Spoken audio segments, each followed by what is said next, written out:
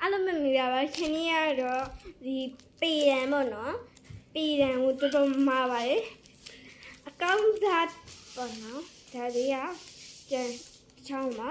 ကျက်ဆိုဒီခဲရပေါ့နော်ခဲရအကောင့်သားပါကောင်းနေတော့ရေးတော့ကောင်းပါတယ်ဒါကြီးကတစ်ဖာကျက်ဆိုတော့rightတော့ဆက်အုပ်ကောရတကယ်မှာဆိုရင်12အုပ်ပါပါတယ်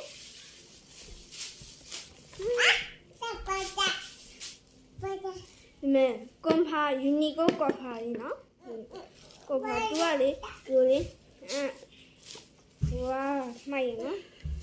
အော်နှစ်ထပ်ပါတယ်ဒီလိုမျိုးပြမယ်နှစ်ထပ်ပါတယ်ဒီအောက်ကတက်ရထက်ဒီမှာအပေါ်မှာလည်းတစ်ထပ်ပါတယ်အဲ့ဒါနှစ်ထပ်ပေါ့နော်ကောင်းရင်ကျန်ဆိုရင်ဒီလို